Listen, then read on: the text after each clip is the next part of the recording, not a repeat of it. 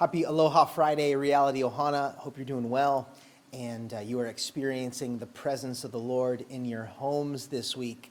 As way of reminder, last Friday when I gave our weekly church update, I encouraged you to jump into the book of Psalms and allow the Word of God, specifically the book of Psalms, to form us and direct us and minister to us because of the nature of the book and the different situations and circumstances King David and others are in.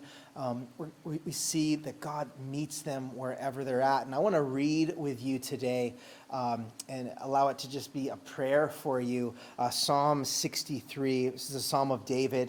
And I'm going to be reading the first 7 verses. It says, "You, God, are my God.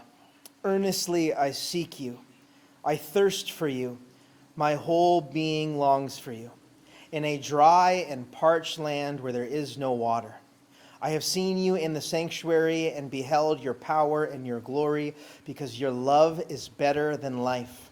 My lips will glorify you, and I will praise you as long as I live.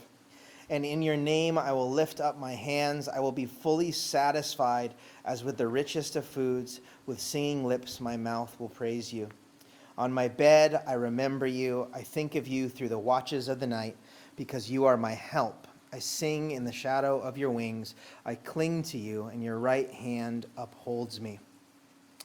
I pray that during all that's happening in the world, in your life, in your family, with your job, whatever's happening, that you would cling to the Lord.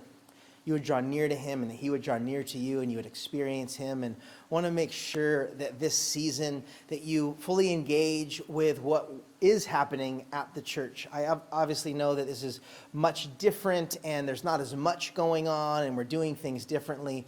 But once again, I want to remind you of this wonderful house church season that we're in. And so on Sunday, I want to encourage you, as you feel comfortable, to invite others over to your home to do church together, to prepare your hearts to be ready at 10 a.m. to receive the Word of God and worship the Lord and take communion together and pray together, to take full advantage of this season, to meet new people that you might not know or rekindle relationships, existing ones, especially with so many months here of being apart. We really see that God has us in this season to form relationships deeply.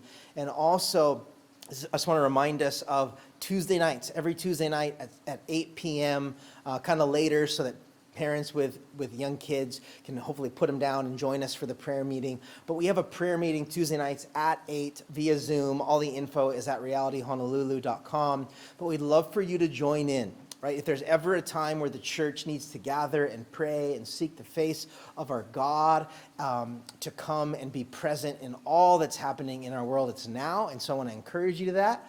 And also, if you are just sensing a need for more connection and just more space to ask for prayer and to be encouraged and to encourage one another, we do have Ohana groups. Some are meeting in person safely and some are still on Zoom, but throughout the week we have smaller communities meeting. And so again, all this information can be found at Reality Honolulu. There's a bunch of resources on there for your kids as well and for other things going on in our church right now.